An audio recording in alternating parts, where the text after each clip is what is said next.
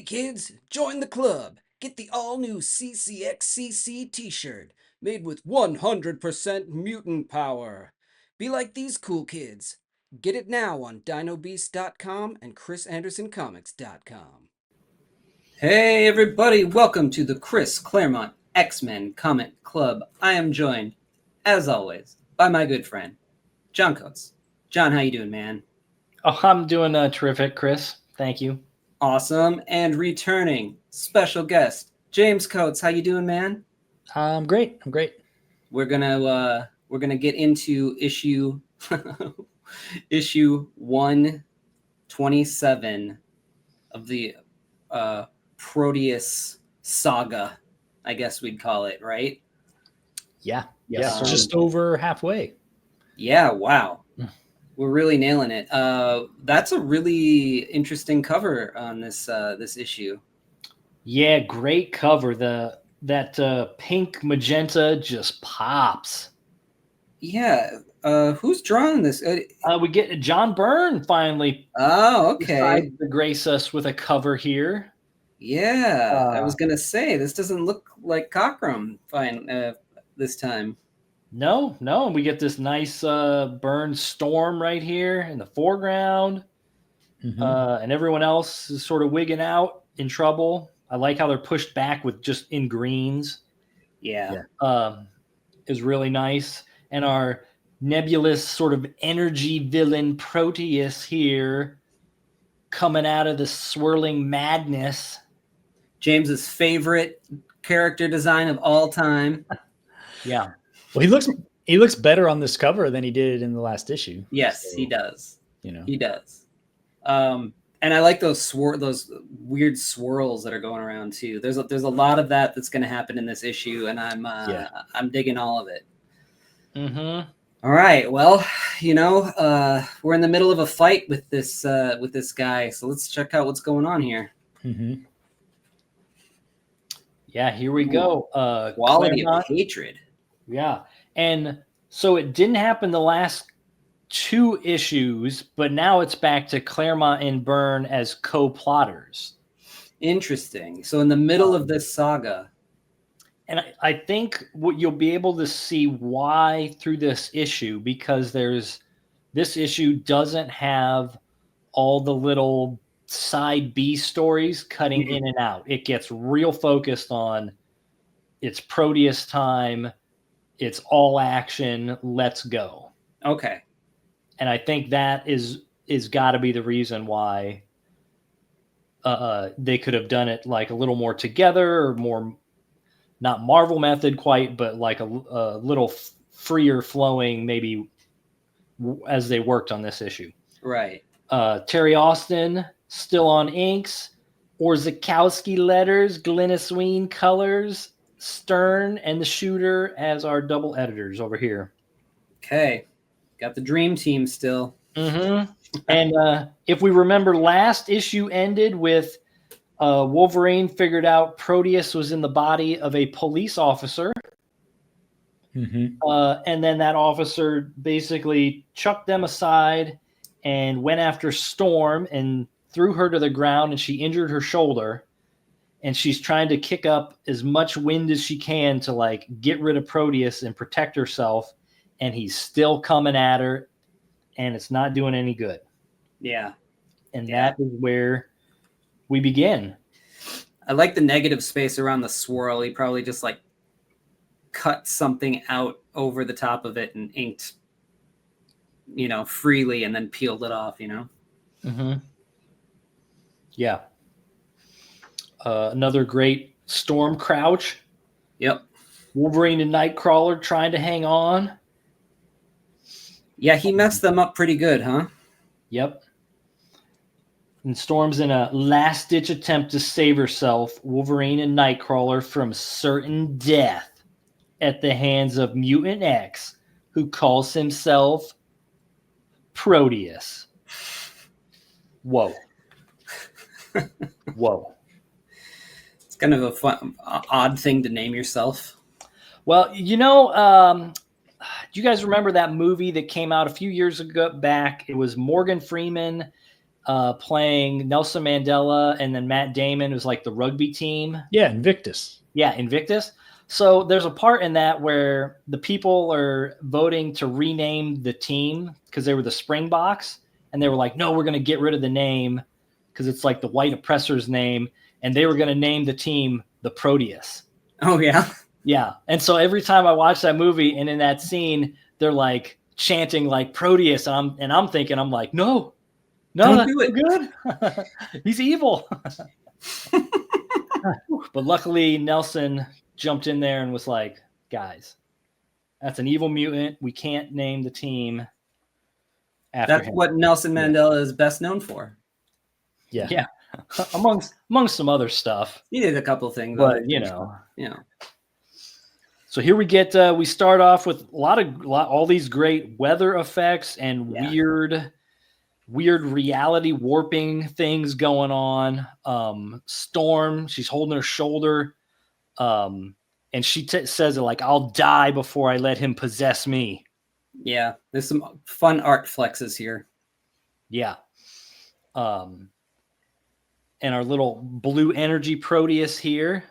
And she tries to fly away. And of course, here comes his reality stuff. And like the ground flies up. She doesn't know where she's at. This is great where he's just like on the side of the panel. Yeah. He's just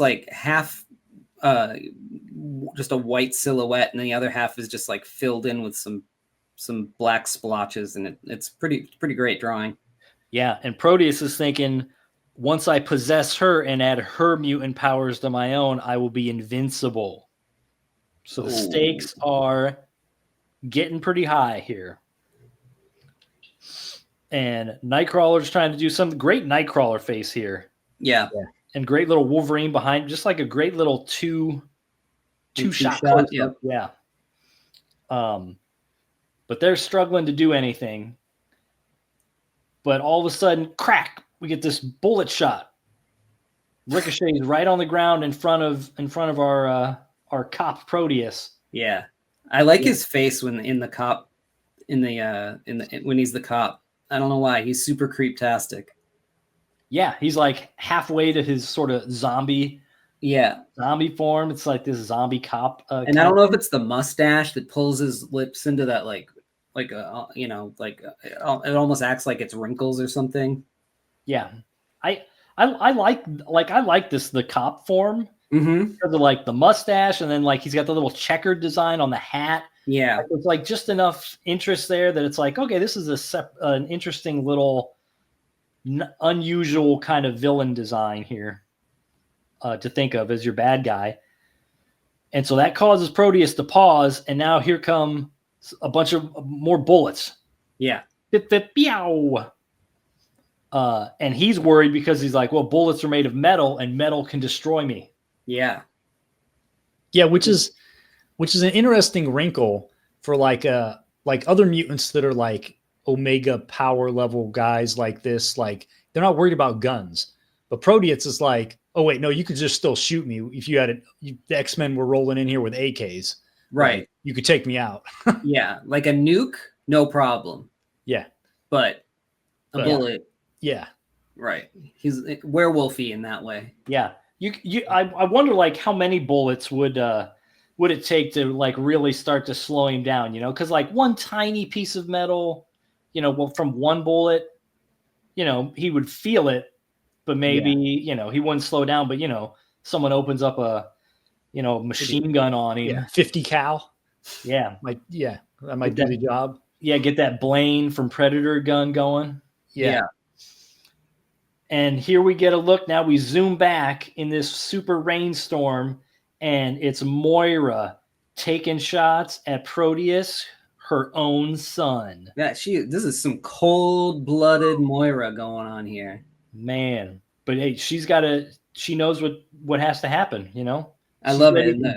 I love you, boy. But I love the X-Men too.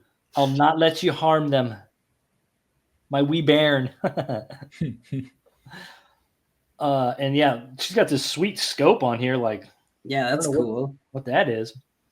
And zooming in, and I love this this little shot here of sort of like her like scope, and she can see his energy form in the storm, and she's got a bead on him. She's locked on, and here comes Cyclops to ruin the day. Look at that. Shoves the gun away. No, what do you think you're doing? And she's like, you bloody fool. Yeah. Man, come on, Psych. You got to be ready to do what's necessary, man. Well, he's about to get his ass kicked. Yeah.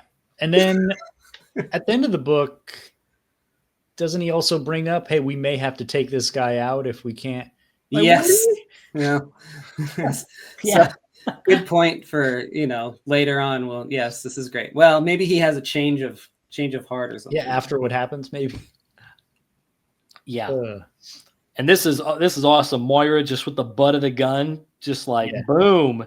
Yeah. Take that, Scott. And then he crushes his head on a rock. Yeah, she said, I'm not playing by your rules, Scott. Not this time. Uh-huh. Yeah.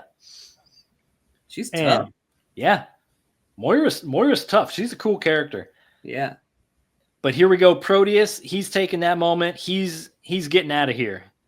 He needs a new host body because he's almost burned out this one. And somebody's shooting bullets at him, and he can't find him because they're sort of like she was outside his range of influence. Yeah. So with Proteus, though, they didn't exactly explain the host body thing, right? Like, if he burns through that body, he doesn't just die because he was in that containment thing for years. So it's not like he's just like done, right? He doesn't have like a containment suit because they didn't design a suit for him or anything. So like he'd still be around if he burned through that body, right? Yeah. As far as I understand it, yeah, he would like be. Moira wasn't dumping bodies into that chamber all the time to. I mean, we never saw the inside of the chamber. Well, we do see, and we see. Well, no, we don't see his body. His OG body. We just see McWhirter's body. Yeah, right. Yeah. So like dry. So he was probably already just an energy being trapped in the cell, right?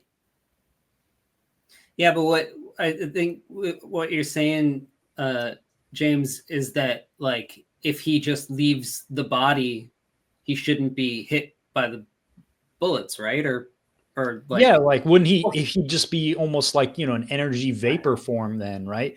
So like he's like, I need to find another body. Well, like is it that much of a hurry for you? Because won't you just float around and eventually find a body? Like what's the big? Yeah, because he seems like he really needs to get to another body before he can like jump. Yeah, they're making it almost like, if he doesn't get another body right away, he won't be able to get into one, or it'll be his downfall, or like, well, why? Why would it be? Have they talked about like at what point in his life he was put into like he didn't like come into the world as an energy form, right? He was probably a child. Yeah, once he hit puberty, right? And his mutant powers. Yeah, that's what I assume, yeah. When he became a teen and yeah. So maybe it was his like teen body in there, or his body in there just being kept on life support or something. Mm-hmm. Oh, that'd be great to go back. That'd be pretty good. Yeah. I was just, reading this one when at this point, when he's panicked a little bit, I was kind of like, well, why? Yeah. You're right, James. I mean, that is a little confusing as to why he even needs bodies if he can just be this sort of energy. Yeah. Energy being. So I guess maybe we're supposed to assume that if he doesn't have a physical body to be in, that he's either super weak or more vulnerable to destruction. Maybe he's less powerful, or I don't know. Aren't they also rotting as he's wearing them? Because he kills them when he goes into them, and then they just immediately start to rot. So he needs to like keep changing bodies all the time. Yeah. Mm-hmm. Gross. Yeah. We'll see if it explains it to us as we go at some Okay. point a little better here. Fair enough. So he takes off, and Moira makes sure Scott's alive at least, and then after she, knocked him out, and then she takes off too. And then just as the rest of the X-Men finally show up, Phoenix flying in, everybody else in these sweet Jeeps coming up, and now they're like sort of they're drinking hot cocoa to I love this. recover. Yeah, they like brought a little heater, little Camp stove. here. Yep. Yeah. And hot cocoa just at the ready. Yep. Uh-huh. More hot cocoa, Cyclops. Yeah. I like this great like little detail of where they're continuing the plot that Storm dinged up her shoulder.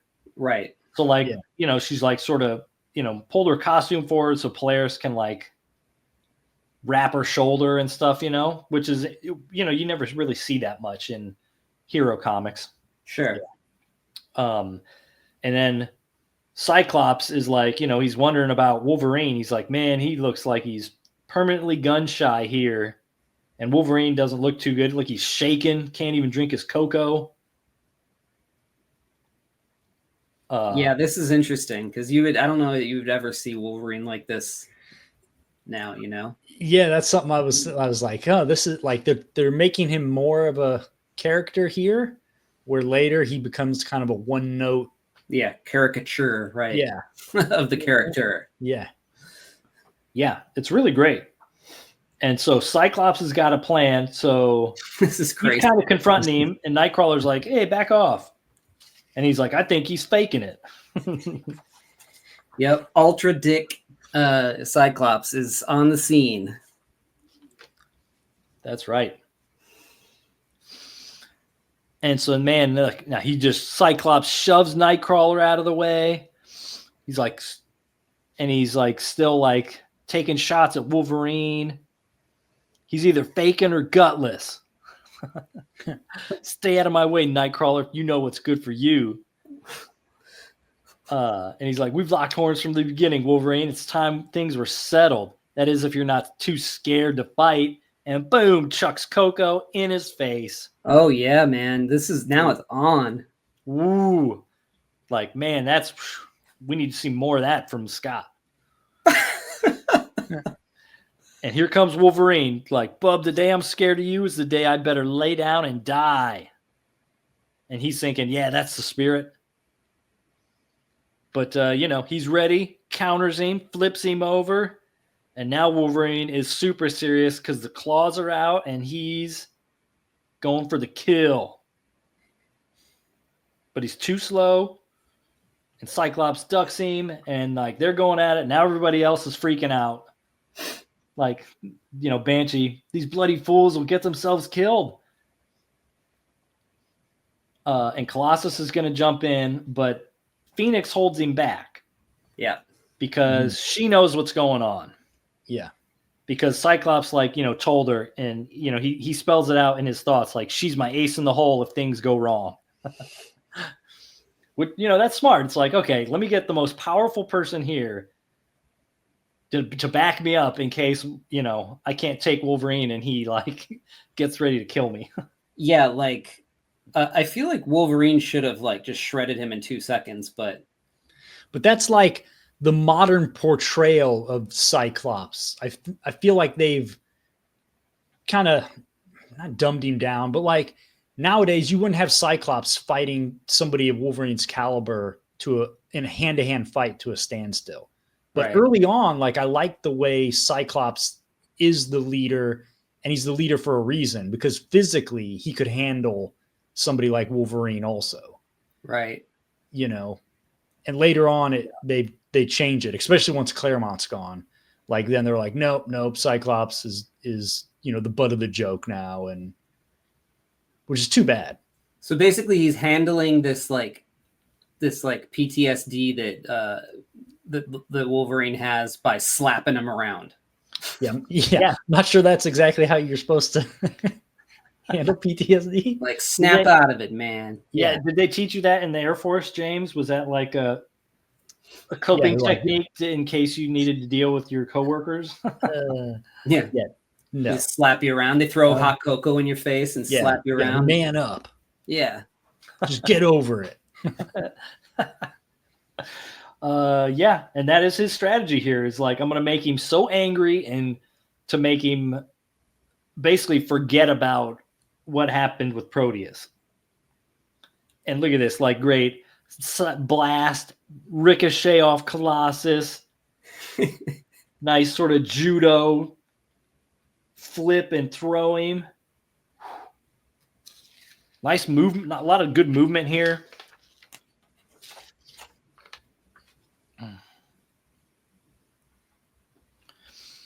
And he almost hits Nightcrawler, but of course we get a nice little the Bamf and the return all in one panel, which I love when that happens. And then of course, now Cyclops takes a shot at Nightcrawler. Just cause. And then like finally, now here comes Storm and like she's gonna break it up. That is an awesome panel. I love how her hair is like lightning or whatever. Yeah, it's like static electricity. Yeah, great pose, sort of power pose. Totally. That's a great one. And then like sort of the silhouette kind of it in the next panel where it's just the white. So it really hits home that like it's all like lightning and she's means business. I really love it. But our tricky Cyclops, he's got an answer for that. Zakow right into the ground under her feet to knock her down. That's a pretty sweet move.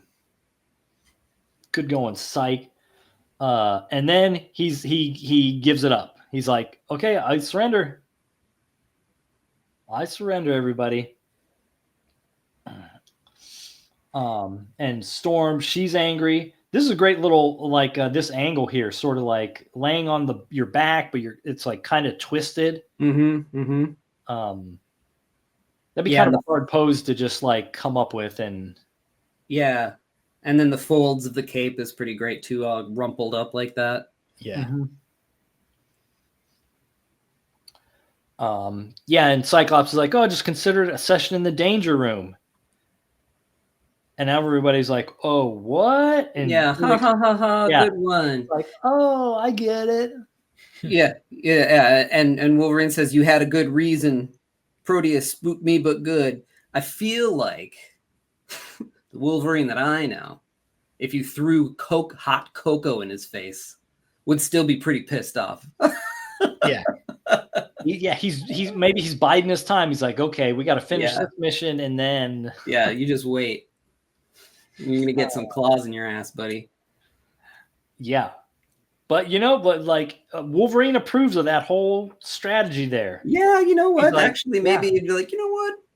That is how you deal with it. He's like, I ain't thought much of you in the past, Psych, as team leader or as a man. I was wrong. Now it's like, oh, it's some tough love, and now we got respect. Yeah. Thanks, Wolverine, a lot.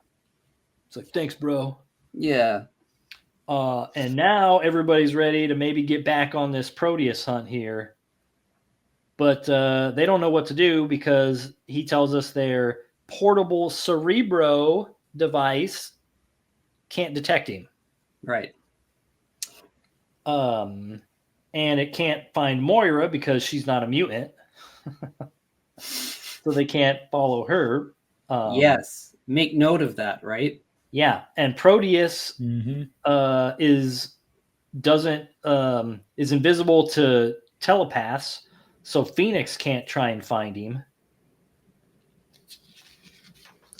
But she could try and find Moira though. Right. Yeah. Check out this rare instance of a 9-panel grid. Yeah.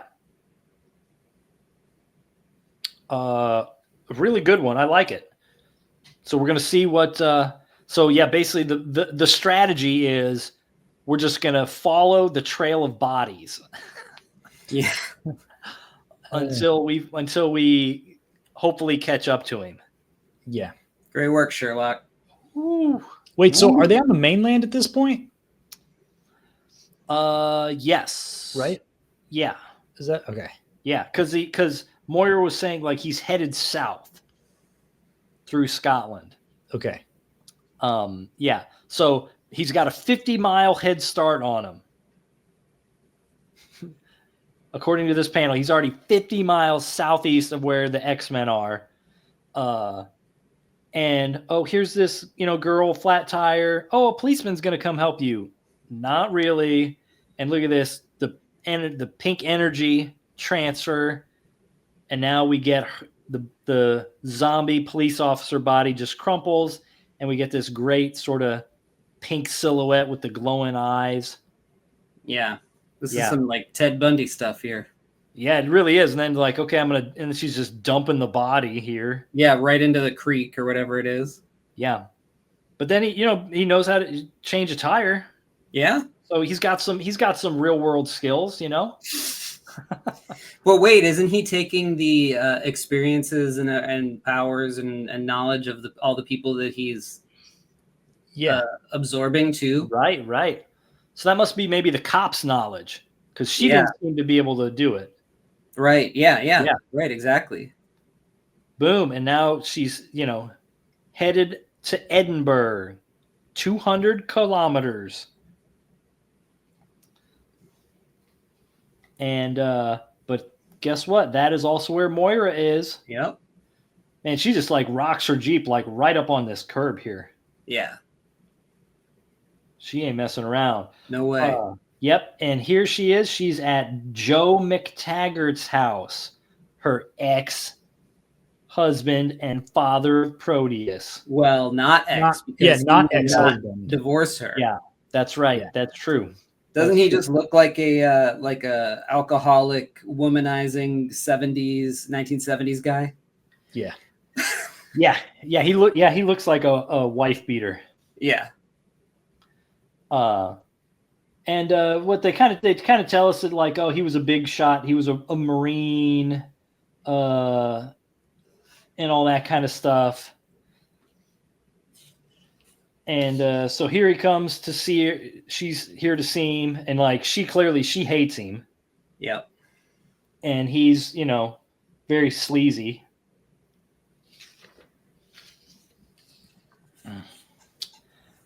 And like she still wants a divorce, and he won't give it to her because like he wants to like seem married because it's useful politically.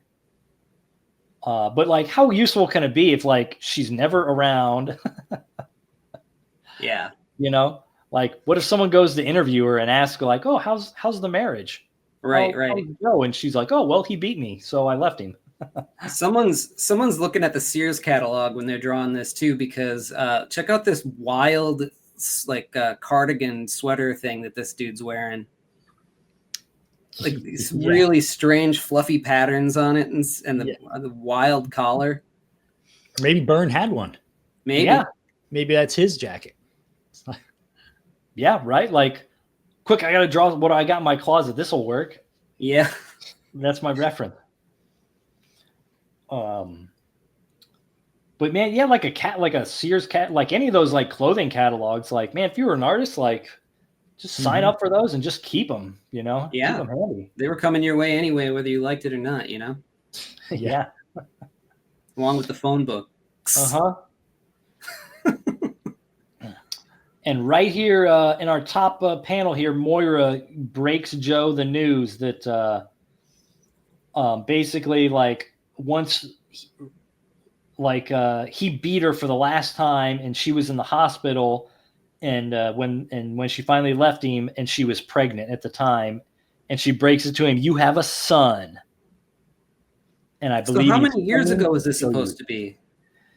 I mean, it's like it's 20 years ago. Oh, okay. Yeah. At least 20 to 21 years ago, because that's when Moira, she pulls this gun on him, because he's like, how dare you? And she's like, pulls this gun. Is like, oh, I don't think so, buddy. And it's like, I wanted to do this 20 years ago. Oh, okay. There we go. Mhm. Missed that. Yeah. And then, like, he's like, no, you get out of here. And she's like, yeah, I'm out. You go, I'm going. Okay, I'm gone then. God. Okay. Yeah. Yeah. And Yeah, so, he's the big tough man, and she's the one with the gun. yeah. And we get this little internal dialogue that kind of gives us some, like, it gives us all this crazy sort of like family dynamics of, maybe why Proteus is just this like crazy villain, or why he's as messed up as he is or whatever. Because she's saying, I love the boy, Joe. I tried to teach him to love, to care, to be kind, but all he saw was the pain you'd caused and the hatred I felt for you, eating away at my soul like a maggot. Damn. Yeah. It's And the she's Korean like, War era man that caused him to to be all jacked up. Yeah. And she's like, oh, I failed him, and now I've failed to try and like warn you or whatever. Yeah. Ooh, but look at this shadowy figure back here. Oh no. Yeah, so now we're getting deeper into this whole Proteus, Moira, his father sort of crazy family dynamic here.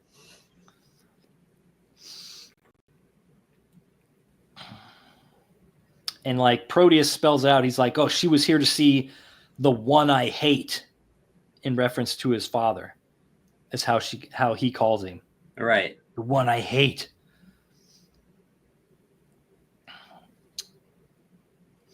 And then, McTaggart, he's calling the police. Well, he's using the name, like, I guess Thomas is probably would be a pretty common name, but I feel like there's some cops that reoccur in like British stuff in X books by Claremont. And I think like the Thomas is, I mean, maybe it's not supposed to be the same guy, but I think that name comes back. Does it? Okay. A bunch, like Excaliburs and stuff like that happen over in the UK. Mm-hmm. But he's on the phone, and then, here we get off panel. Human father, I need you. It's a weird thing to say. Yeah. As opposed to not human father? Yeah. Okay. And we get now here we're outside the city, and everybody's chilling, and Phoenix has got this awesome sort of hovering off the ground, very Doctor Strange style. Mm-hmm. So she can sort of scan the city and try and find somebody. And they're trying to get Moira. And then all of a sudden, this like psychic energy flash comes into her mind, and like she can't take it. And she's like, I found Proteus. He killed again. She heard a psychic death scream. Right. So she couldn't follow Proteus, but she could follow the death of this person. Yeah. Got it. And it's like now everybody's hopping into action, and we get this like in the background here, Polaris is like taking off her like civilian clothes, and she's got her costume underneath. Yep. It's like a funny little like detail in the background there. Yeah, that's great. Yeah. And here we go. And like Phoenix is basically carrying almost everybody. Yeah. And then we get another one of these moments from Scott where he's like, I can't believe it. Like like how she can just carry us all without any strain. Like her powers are coming back. Yeah, like she was supposed to be knocked back to her old powers, right? But yeah, they've done this a little bit of this weird sort of up and down once she became Phoenix and seemed like crazy powerful, and then did all the cosmic stuff, and then they like all of a sudden it's like she had the dampers back on, and now she was back to like regular mutant level, and then sort of like up and down. It would come and go, and now it's like she's getting powered back up to full cosmic go here. Yeah. Mm-hmm. And down in the city, here's Moira in her Jeep, and Blurp. using that pink again for Proteus. Yeah. Coming forward, but guess what? Proteus is now in the body of Joe McTaggart. Oh my God. Which that's a weird choice for Proteus too, though. Like, if he absorbs the memories and all the, so now he feels all the terrible things his dad did, even though he hates him. Like, he could have just killed him, and like, but now it's like he's living those emotions also. Like, well, maybe now he understands why his dad was such an asshole. It's super weird, and it gets weirder here. Yeah. Or like look at this too. Howard the Duck and Dracula. What? Amazing.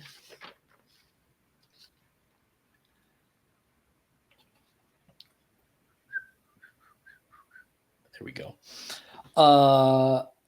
Yeah. So he starts to spell it out to Moira that, like, when I possess people, I absorb their memories and their emotions.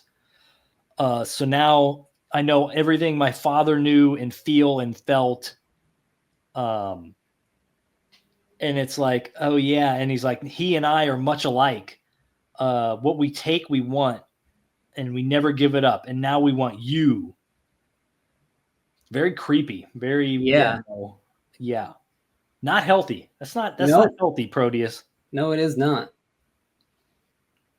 Mm-hmm. And she's in trouble. And we get this, you like this like weird, like yellow, like ink on some of these couple of my pages. I think that's from the printer. It's like a weird. Yeah. Yeah. I like that shot of them all flying over the city though. Yeah, I love that down shot. Mm-hmm. Like, it feels very like DC Silver Age, Golden Age, like, your colorful heroes like all flying. Mm-hmm, mm-hmm. Like, you don't usually get that, especially not in like an X-Men comic. No, not at all. Yeah.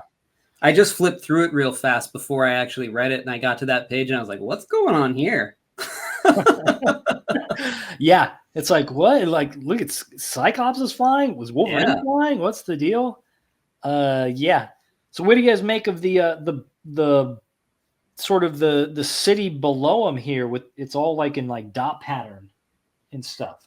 Yeah, it is. It's cool. It's a great way to do like that that atmospheric perspective to make it feel further away. Do you think it's some sort of a photo that they did something to, or you think they just no, or could they just drew it and then did like a white dot pattern over the whole thing? Yes, that's I bet what it is. Yeah. A white dot pattern. That makes more sense. Mm-hmm. I would hate to cut that out. Yeah, around the heroes. Yeah, I'm realizing how lazy I am lately when it comes to my work about masking. I do not want to mask anything. Yeah, man. I mean, come on, Chris. Like, if they did that for one panel out of a 6-panel page, I'm sure you could do it. I got to step it up. You could. Well, it'd be easier now because you just draw the background on a panel, do that, scan it in, then just draw the characters, scan them in. Yeah, different layers. Cut around anything. Photoshop it together. Still too much for me. Well, yeah. Yeah, I'm not going to do that, but someone out there can go ahead and try it. Yeah. We get an assistant. That's a handy kind of way to do that though, like doing white, the white dot patterns. Yeah. Yeah. And here's Banshee. Banshee's going to spot where they need to get to because he reminds us that because Moira is that's his lady that he's in love with, and they take this moment to drop the little information to us again that he still doesn't have his sonic scream back because of his injuries way back in issue 119. Yeah, he yeah. must miss flying. Yeah. That drawing from that angle is very weird. It looks like his face is pushed in. Oh yeah. Yeah, the chin is like the chin. really. Yeah, they should have tilted it a little bit more. Something. Mm-hmm. Give me an eye and a nose at least. Yeah. And so here we go. Like, it's attack time. And we got to send in the bruiser first. You gotta send in the bomb. Yeah. Colossus, go. And here he comes into organic steel armor and just like a freaking missile just right through the ground here. And like, you know, Proteus doesn't seem too scared of him, even though like he's metal. You know, he's like, no way, metal man. And then we get this great flipped panel where it's like sort of reality and gravity is like twisted 90 degrees. Yeah, it's like that. It's like Inception or something, you know? Yeah. Yeah. Yeah. It's a total Inception move. And like the people are like trying to hold on to the sidewalk so they don't fall. Mm-hmm. Yeah. Very weird. Very crazy. And then the rest of the X-Men come down. Cyclops is going to blast him, but you know, his blast is just turned into just like flowers or clouds or something before it can even hit him. Yeah. Uh-huh. And then Proteus is, of course, boasting that, like, well, I'm going to kill you all this time. You know, like you do. Yep. Great image of Phoenix here. Yeah. We haven't really had like a nice bit, like a larger, good Phoenix drawing for, I feel like maybe an issue or so. Definitely not in this issue before here. And as you know, she is like this, you know, she's gearing up with the fire and stuff, but definitely it's still, you can tell that it's still cold in Scotland there in that image. Yeah. Well, she's not wearing real clothes, right? That's She right. generates them. She's like painted, Right. right? Mm-hmm. And like she's pissed. She's like, "Say your prayers, butcher." Check out those bell bottoms on him in that bottom. Yeah. I like this guy's style. Joe McTaggart. Got to get Yeah, that Joe you know he McTaggart just, like, wardrobe. He smells like he smoked a pack of cigarettes and just like straight up scotch.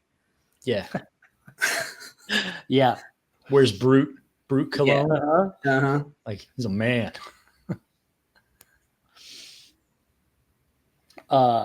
And so he's yelling at the X-Men, "You everybody stay back or Moira McTaggart dies." And she's like, "No. Don't listen to him, kill him," basically. And he's like, "No, hush. A neck is an easy thing to snap. I'll possess Moira as I did her husband." And, like Banshee's just like that's the only word he heard in the whole thing. He's like, husband. Man, like leave Banshee alone at this point, right? Yeah, like, man, they're putting him through the ringer. Yeah. You can see his face here in this great last panel. I always love those good like shots of the whole team and everyone's like, Yeah, something. even Nightcrawler's eyes have gone dark. Yeah, he's greened out here. Oddly enough, they did not correct that in the classic. Oh, interesting. They must have enjoyed that look. I like the accurate Wolverine height here. Yeah, You know, he's like a whole head shorter than Storm.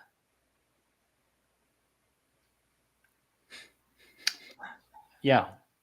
Yeah, that's cool. That's a cool shot. And here we go, James. Here's your what you mentioned earlier. Cyclops is like, he's basically like, "Oh shit, I don't know that we can take this guy alive." You know, he's like, "I'm sorry, but Moira's right. He must be stopped, no matter the cost." Or who it costs. Yeah. Yeah. It's like it's Good time call, to sacrifice Cyclops. people. Yeah. To kill a little this late, guy. buddy. Yeah. But you know, it's also interesting that the first time they fight, they have no way to counteract his powers except for like metal's his weakness. Right. So they don't make up any plan whatsoever on how to attack him or how they're going to beat him, unless Cyclops is just hoping, oh, well, Jean's here and she's going to be ridiculously powerful. And so they're like, oh, we found him. Let's go get him. But you can't. So it's like you didn't make up any battle plan whatsoever. Like, just really, all they got to do is steal John McTaggart's Mustang Fastback and hit him with it, right? Yeah, maybe that's it. Yeah. Advanced strategy planning is not the X-Men's forte at this point. No. And they're more of a just jump in the fray and we're going to react. Yeah. Because we've got these honed reaction instincts from Danger Room training. Yeah, as a team. Yeah. Yeah. But like the Danger Room training as a team, like it's not like Cyclops is like, okay, you guys are going to distract him this way, get him turning here, and then we're going to drop Colossus on him, to get a hold of him because he's metal. And no, it's just like whatever. Free for all. So what's the Danger Room training for? Yeah. My guess is eventually they'll figure out a plan. Yeah. This Proteus Saga is a lot longer than I thought it was. We're already three episodes or 3 issues in. Yeah. So there's only one more, right? Okay, there's one more. Yeah, but it's That's a a pretty long it's a streak solid in this. Yeah, solid 4 issues. A lot happens, and the first 2 parts also set up a lot that's going to happen post Proteus. But before we get to the last one, I wanted to ask you guys, because since you're going in order through all these, the little episodes of all the different characters and things they're going through. Like at this point, how do you feel about the Proteus Saga compared to everything that's come before it, with all the Savage Land and the space stuff and all the, all that sort of stuff? Like, how does this hit you so far? To me, this is more of like a horror storyline than anything else, because like Proteus is literally more about tone and atmosphere than anything else, because he isn't a physical thing. And then, when he drops out of him, they're like corpses. Yeah. So yeah, I like it. It's a nice sort of change from some of the previous stories and stuff. Like all of a sudden it's not quite like the big adventure or like the big crazy new location. It's like pull it back into like these cities, Scotland, and have this kind of sort of body horror thing, and tell our development of Moira at the same time, Yeah. And he's like just this huge mistake that Moira made in her life, so, and dealing with the consequences of making a terrible choice, Yeah. I guess it's also her husband's fault, but still, like locking him up. And they weren't like, well, you're like, oh, they weren't great parents, but if he was also like a psycho pretty early on, with mutant abilities, I don't know what she was supposed to. Yeah, if he's like walking around just like sucking animals dry, or like okay, eventually this is going to progress. I'm digging it, actually. I mean, his design is no design, and I think that that actually works for this one. Because he is like an essence. Yeah. So I mean, and that's the weird kind of conundrum with Proteus, almost like, because it works for this type of story, but it also makes it not memorable. Yeah. In the grand scheme, you know what I mean? Memorable. So like people don't rate Proteus very highly. So I don't know. As the thing, people were like, Proteus, it was all right.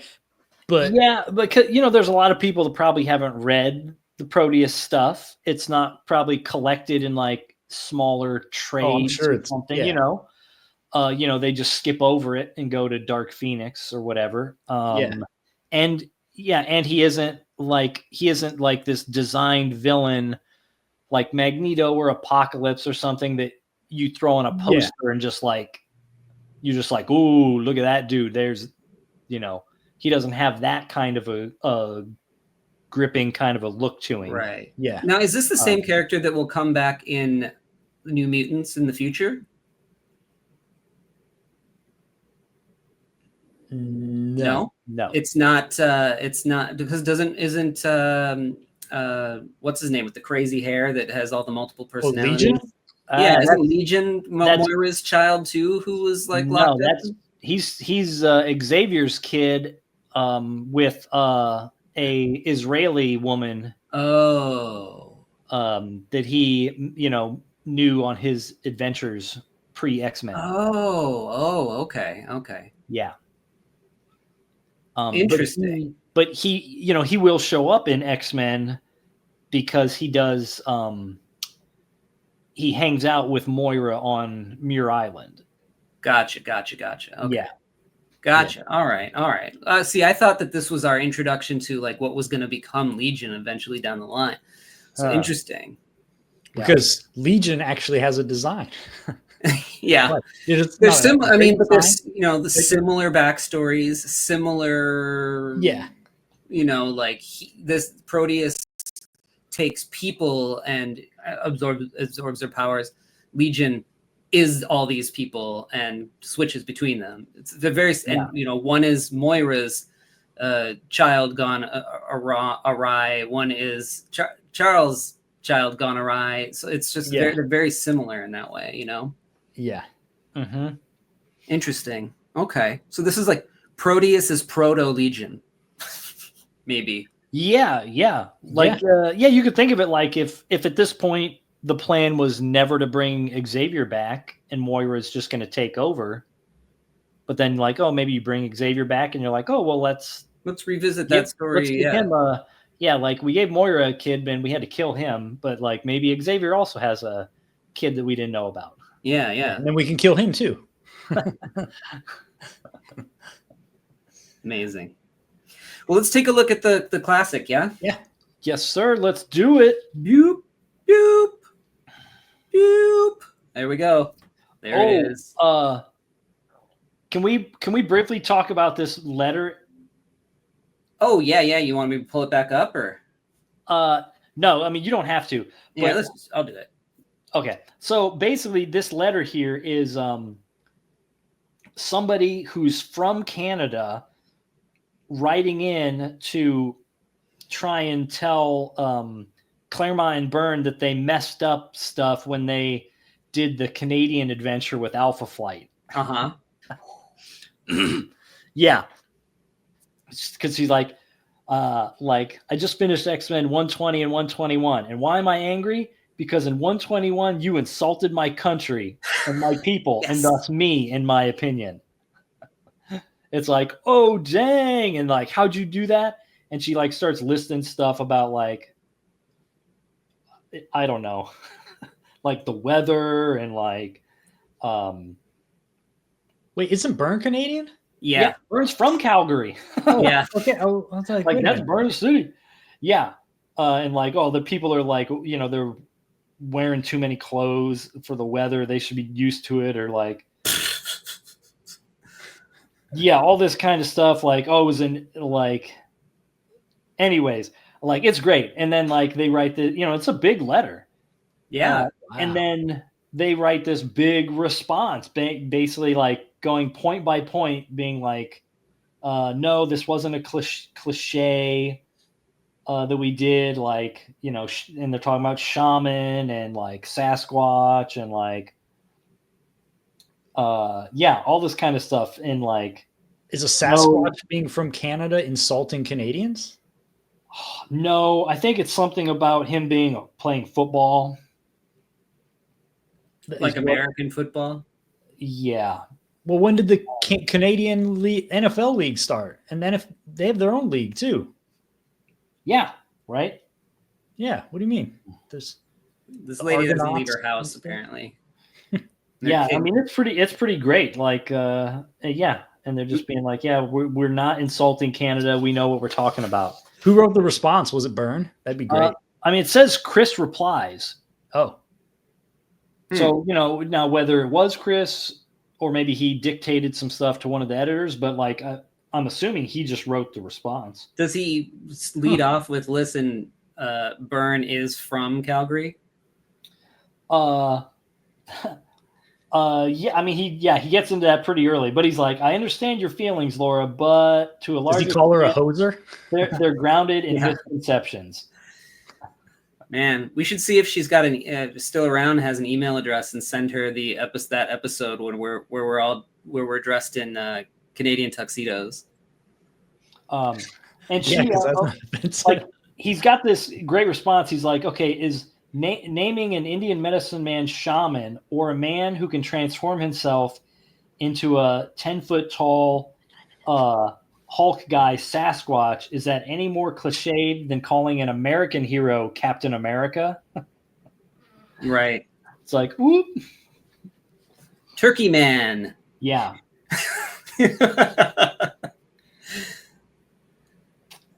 Yeah.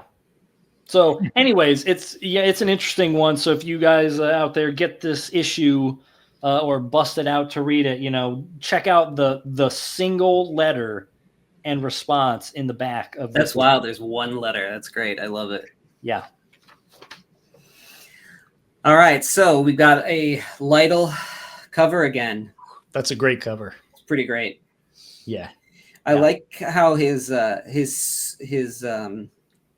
suit here, it's not just all full back muscles. It's actually feels like twisted fabric, Yeah. Very simple, but like really gripping. Like it's really interesting, just the layout and the circles and yeah, it's graphic and really cool. And then he's got this cool like Proteus broken up mod 60s kind of thing going on here. It's pretty great. Yeah, but imagine that in the comic where he's constantly pieces of all the things he's absorbed. Yeah. And now you draw that. Well, hey, John brings fast, 8 panels a page. I'll write it. I'll be the writer. Yeah. Crowd scenes in every panel. But at some point, like maybe that happens in the last issue. But yeah, no, that is cool though. Yeah, that would be cool. Mm-hmm. No added pages again anymore in these, but then we do get to the story in the back. So good it hurts. Again, it's Ann Nesenti writing these, and it's interesting to see her, and then John Bolton doing the art again. It's interesting to see to read her next to Claremont's writing, because she's trying out some kind of different things here. Because as the dialogue kind of goes, it's mostly told in these captions here, and it's like, the first time I saw you, I could hardly tear my eyes away. And then in a darker yellow, it's headlights lock. The rest of the world dropped away as if it never was. Blinding light. You changed the course of my life. Steering loss. And then you see this like crumpled like mess that they're in, like this car accident. So we got Polaris and Havoc here. And it goes back and forth like that, where he's like describing his like love for her and also this horrendous like crash. That top panel is wild. Yeah. Yeah. Like cracked glass kind of thing with. Mm-hmm. Yeah. And he's like, drawing like the negatives, the negative space, and then doing it in hatching. Yeah. It's this guy's got a brain on him. I'll tell you. That's He's amazing. doing some wild stuff. This is like the ink work on this is crazy. It's like Reminds proto me of, Jay like, Lee. Yeah, or Nick Manabat, right? Oh yeah. Cybernary Yeah. stuff. Yeah. And so what happens is while he's thinking this, he was like blacking out for a second, but he thought he was like falling asleep. But she's like, no, what the heck is wrong with you, man? You were like looking straight ahead and just drove off the road. And obviously it's not a huge wreck. But she's like, what's going on with you? And he keeps having these like flashes of things like a car accident. And he's like, I don't know. Like, and he just starts talking about how he doesn't think he can deal with being an X-Man. And like she takes him, she lifts with her magnetism, lifts the car up out of the ditch. I love those pages there where he's just in full costume. Yeah, and she's not. She's right. just like in like regular clothes. Yeah. And his costume is so, it's so unique, that Havoc look, and striking. And then you put that against this like normal landscape and his normal looking girlfriend. Yeah. When you draw it with this like quasi-realistic style, it makes superheroes look so ridiculous. Yeah. Which is why it doesn't really work in film, Like if you had people walking around in tights in a film like that, it looked just so stupid. We saw it in like the 70s and 80s, So that's why Captain America has to have a stupid helmet and with no friggin' scales and actual wings coming off of his mask. Terrible. But yeah. And so they're going up into the air, and she's like, you have such a calming effect on me. I'm a time bomb, that you continually defuse with a smile. She's like, I'm glad. Havoc, what's wrong? Havoc. And then all of a sudden, like, he's like picturing them like smashing together, and like their bodies like kind of like contort and then they land like on the ground and shatter. Like, what the heck?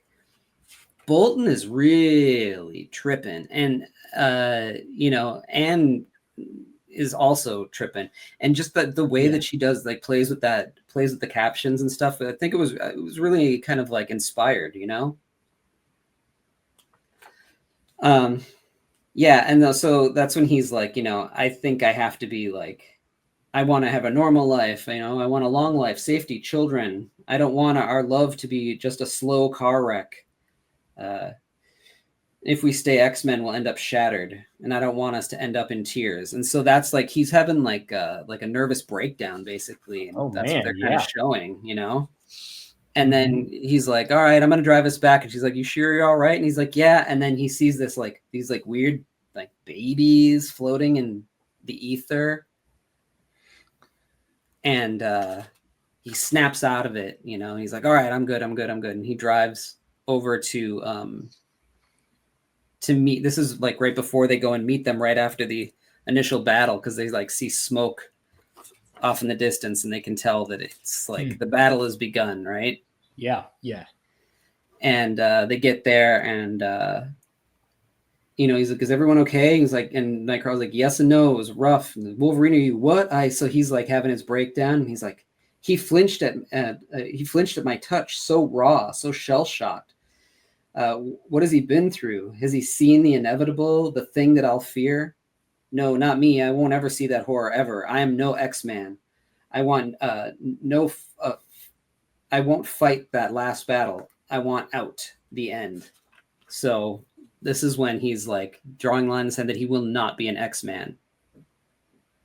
An X-Factor, but not an X-Man. Yeah. Of note, Jim Lee's Punisher War Journal. I got about to come out in 1989. Yeah, really cool. The more, and then check out the back drawing. Oh man, look at that! That's just so weird. I love it so much. These are so like good and interesting. Have you guys ever read anything with like Nocenti talking about like working on these backups, or how they're turning this stuff in? Was there ever a chance that they were like, well, hey, what would you two like to do together then? Like, yeah, I don't know. How did they not transition into a book together? I don't know. We need to reach out to her and see if she'll come on and talk to us about this, because we're coming to an end of the backups pretty soon. Okay. Because it's this is issue 33, and I think they end at 45. So, because if you were an editor, how are you seeing the backups that they're putting together for this and not go, hey, this team is pretty fantastic. Like, what could they do on an actual title for us? Yeah. And like see what they'd want. Like, hey, what would you be interested in doing? Yeah. Mhm. Yeah. Like it's weird that like Bolton does this, and then what does he do after these? Bolton? Yeah, where's he go after? Like it's I too do early not for know him to where he go do goes some after of like this. the Black Dragon and stuff like that, right? That's Is way that later. that's before this though, right? Oh, is it? Black, yeah, it might be actually. Because we're about to hit the 90s. It's with 80s. this. It's not 90s. Oh, yeah. Yeah. Yeah, I'm thinking the actual issues. So yeah, so like, I don't know. Yeah, I don't know where he goes from here. He's you know- so fascinating to me.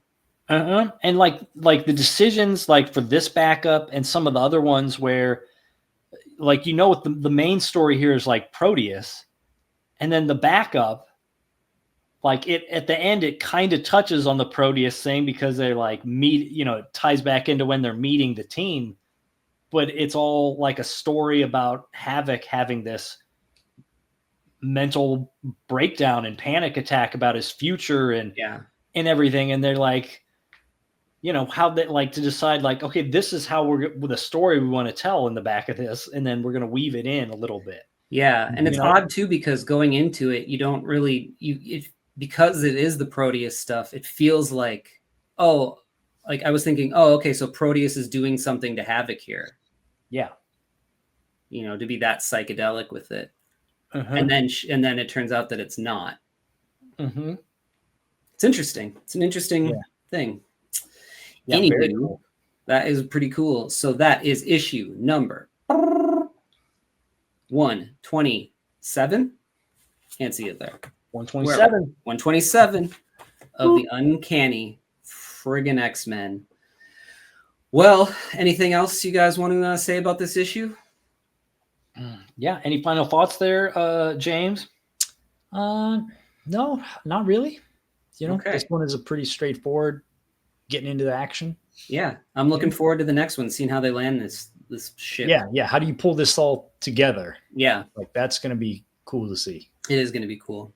All right, everybody. Well, till next time when we talk issue 128, go out, find it, or grab Classic X-Men 34, or grab your essentials or your whatever. Find it. You can get it. It's out there for you to have. Probably pretty cheap. And join us next week for the Chris Claremont X-Men Comic Club. Until next time. That's right. Be excellent, guys. Later.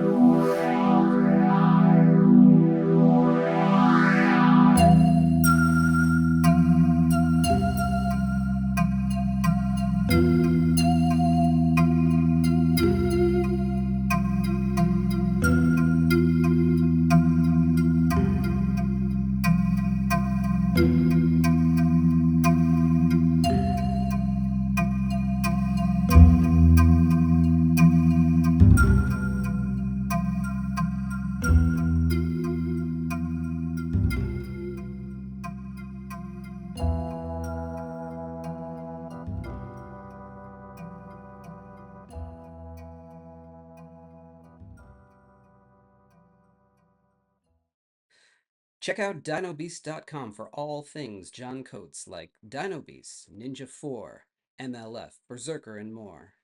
ChrisAndersonComics.com is where it's at for books like Chaotic Neutral, Spectral, A Showcase of Fear, Lost Angels, and more, plus apparel and original art. Also a link to Patreon where you can read Three-Headed Pig Man now. Don't forget to like, subscribe, and hit the bell icon. We'll see you next time on the Chris Claremont X-Men Comic Club.